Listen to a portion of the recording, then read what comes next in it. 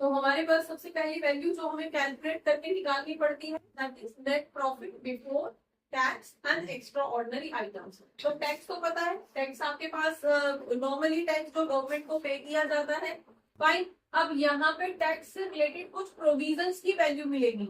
आपको 2 सालों का डेटा मिलेगा, पिछले साल जो वैल्यू थी वो ये थी और इस साल की करंट ईयर की वैल्यूज है वो ये है।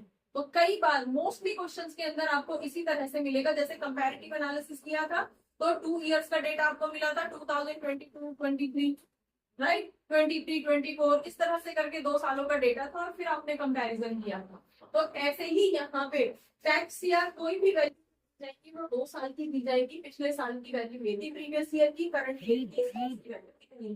पिछले साल डेप्रिसिएशन इतना था, अब इतना है, राइट। तो ड्यूरिंग द ईयर कितना चेंजेस आया वो वैल्यू आप वहां से डिफरेंस कैलकुलेट करके निकालोगे, तब आपको पता चलेगा कि इस पर्टिकुलर ईयर में इतनी वैल्यू आपको लेनी है, राइट। तो उस डिटेल में हम बाद में जाएंगे। अभी सिंपल एक चीज समझ लो कि टैक्स से रिलेटेड आपको यहाँ पे मल्टीपल वैल्यूज मिलने वाली है।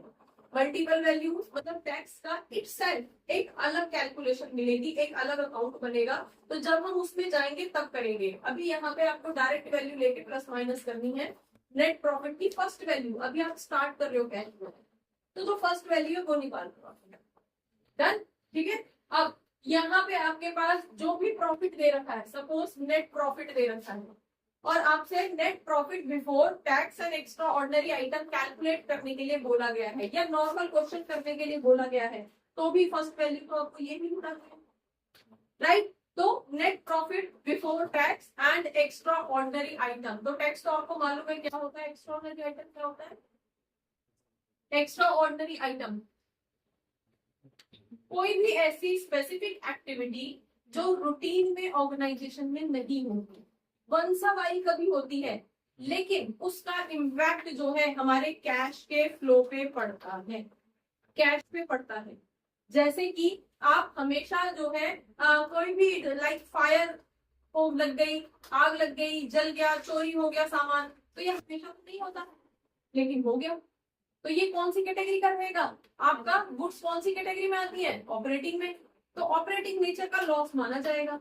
अब हमेशा तो नहीं होता, राइट। तो ये क्या कौन सी कैटेगरी में चला जाएगा, ये एक्स्ट्राऑर्डिनरी कैटेगरी में चला जाएगा, क्योंकि आग लग के हुआ है, चोरी लग के लॉस हुआ है, राइट।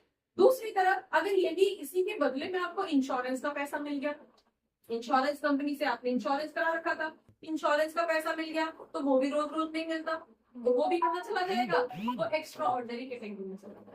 जब लॉस हुआ था तो वो लॉस या एक्सपेंडिचर की कैटेगरी, तो उस लॉस की वजह से इफेक्ट किस पे आया होगा, आपके प्रॉफिट पे आया होगा, राइट। उसकी वजह से प्रॉफिट कम हो गया होगा, यही हुआ होगा ना, राइट। इतने का सामान जल गया, उतना कैश आपका खराब हो गया ना, सामान खरीदा था तुमने, बनाया था पैसे लगा के, तो उतना कैश खराब हो गया, राइट। अगर उसी के बदले में इंश्योरेंस मिल गया आपको, तो उतना कैश आपको मिल गया, इनकम होगी।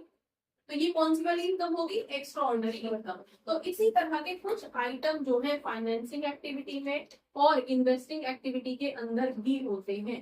फाइनेंसिंग से रिलेटेड जैसे कई बार कंपनी को अपने ही शेयर बायबैक करने पड़ जाते हैं, मार्केट में चल नहीं पा रहे हैं, वापस खरीद लिए कंपनी ने। अब खरीदने के लिए कंपनी को बहुत बड़ा अमाउंट चाहिए, पैसा खर्च हो रहा है, हमेशा नहीं होता, लेकिन इस बार करना पड़ गया, कंपनी को अपने शेयर वापस खरीदने पड़ गए, राइट। तो ऐसे केस में फाइनेंसिंग एक्टिविटी के अंदर एक्स्ट्रा ऑर्डिनरी इनकम आ गए, एक्स्ट्रा ऑर्डिनरी एक्सपेंस आ गए, राइट। यही अगर हम इन्वेस्टिंग एक्टिविटी के अंदर ले रहे हैं, तो इन्वेस्टिंग एक्टिविटी के अंदर कोई स्पेसिफिक लॉस हो गया, कोई फिक्स एसेट से रिलेटेड या कोई भी एक्सवाइजेड लॉस हो गया, तो वो हमारा अगेन अलग अलग कैटेगरी से अलग अलग लॉसेस जो है या अलग अलग एक्स्ट्रा ऑर्डिनरी नेचर की इनकम भी हो जाती है, जिनका इफेक्ट हमारे प्रॉफिट पे पड़ता है।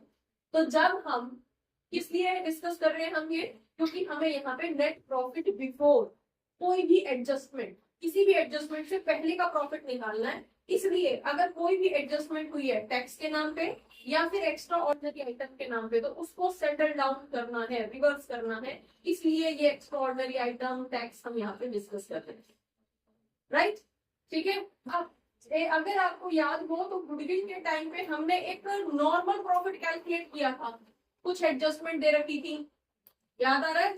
गुडविल कैलकुलेट करते टाइम सेकंड चैप्टर किया था पार्टनरशिप में, तो उस टाइम पे हमने कुछ नॉर्मल प्रॉफिट किया था, एबनॉर्मल एक्सपेंसेस को सेटल किया था, एबनॉर्मल गेन्स को सेटल किया था, over valuation of closing stock, under valuation of closing stock, इस तरह के कुछ वैल्यूज हमने एडजस्ट करके नॉर्मल प्रॉफिट बनाया था। तब उसके बाद में हमने एवरेज निकाला था या जिस भी मेथड से सॉल्व किया था, याद आ रहा है? सेम कुछ इसी तरह का हमें यहाँ पे रिवर्स करना है।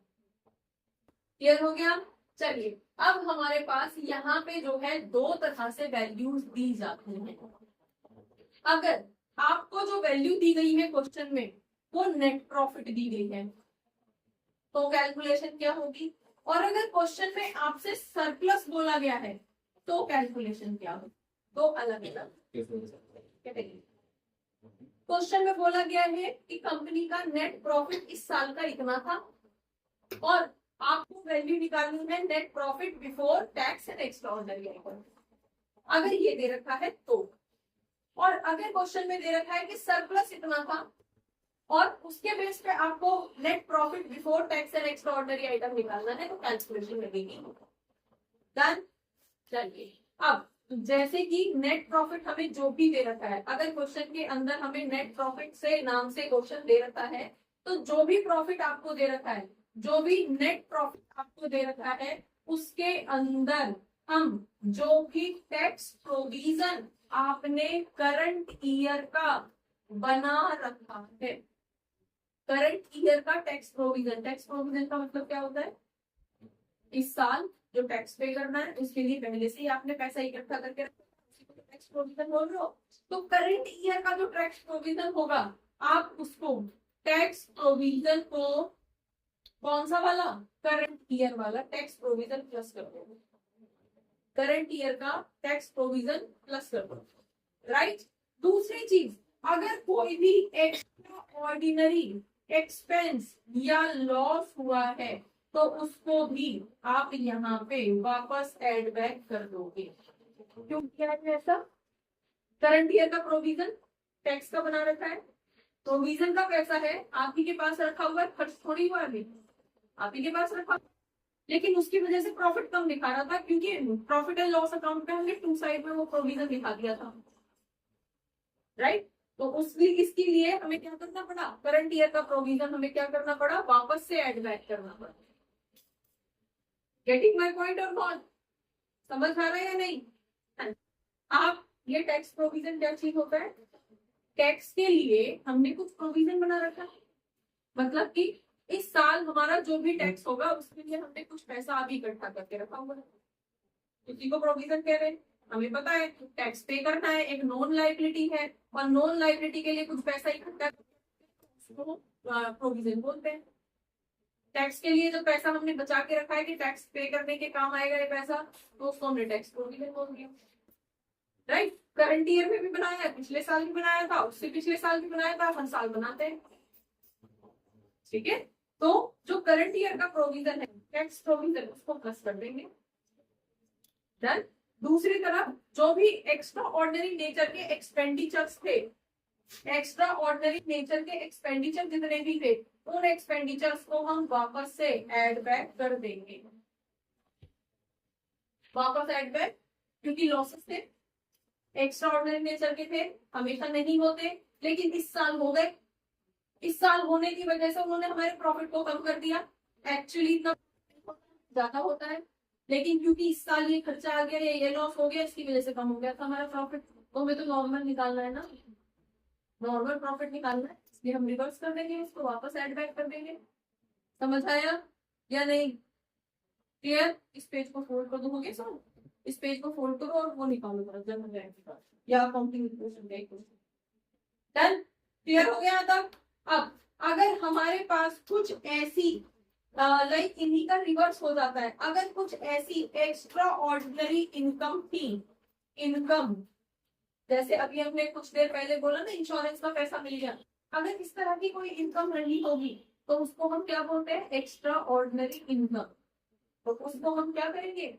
यहाँ से माइनस, क्योंकि उस इनकम की वजह से प्रॉफिट हमारा बढ़ा होगा, तो हमें तो फिर से नॉर्मल बनाना है उस प्रॉफिट को, तो उस इनकम को भी हम वहां से हटा देंगे। समझ में आ गया? क्लियर है? और जो करंट ईयर का जो टैक्स होगा उसको हम यहाँ से माइनस करना चाहो यहाँ से कर दो, नहीं तो हम लास्ट में जाके ऑपरेटिंग एक्टिविटी के लास्ट में जाके हम उसको माइनस करते हैं करंट ईयर का जो भी टैक्स पेड वैल्यू आती है उसको।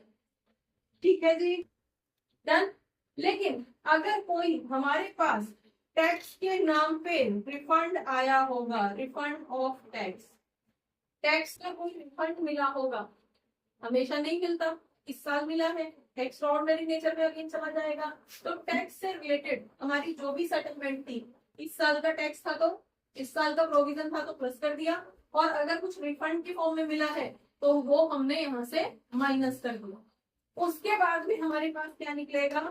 Net profit before tax and extra ordinary item. Clear हुआ या नहीं हुआ? सिंपल, यहाँ पे दो चीजों को फोकस रखो। आपको नेट प्रॉफिट दे रखा है और क्या बोला गया है? Before tax and extra ordinary item. तो टैक्स को सेटल करना है और एक्स्ट्रा ऑर्डिनरी आइटम को सेटल करना है। टैक्स किस फॉर्म में मिलेगा? या तो आपने प्रोविजन बना रखा होगा उसको प्लस करना है, या आपको रिफंड मिला होगा उसको माइनस करना है। ठीक है जी। दूसरी तरफ आपके कुछ एक्स्ट्रा ऑर्डिनरी नेचर के या तो खर्चे हुए होंगे या इनकम हुई होगी।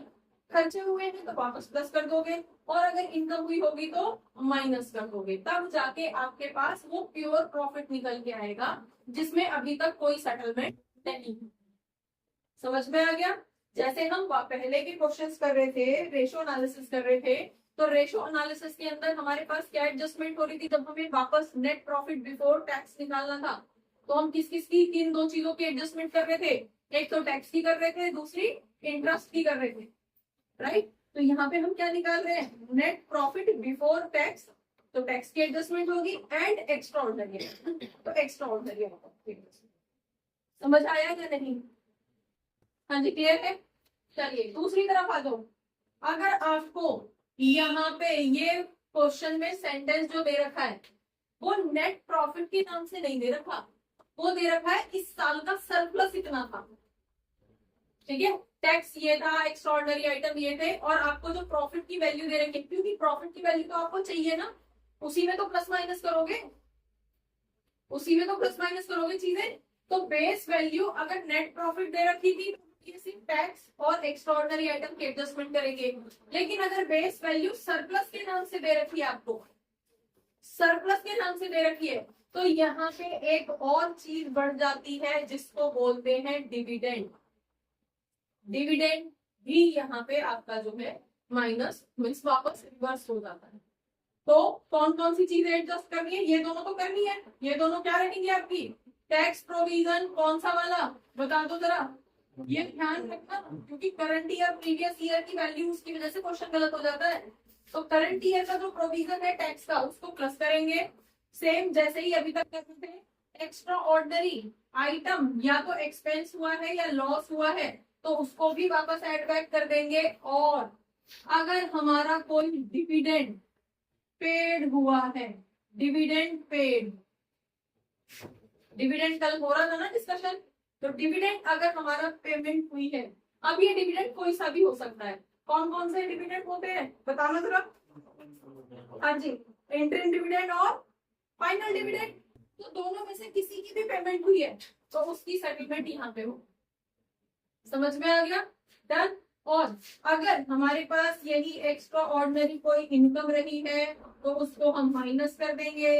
अगर हमारा टैक्स का कुछ रिफंड आया है तो उसको भी हम माइनस कर देंगे, और तब जाके हमारे पास क्या यहाँ पे net profit before tax and extra ordinary item निकल के आ। समझ में आ गया? मेनली टैक्स और एक्स्ट्रा ऑर्डिनरी चीजों को आपको एडजस्ट करना है, ठीक है?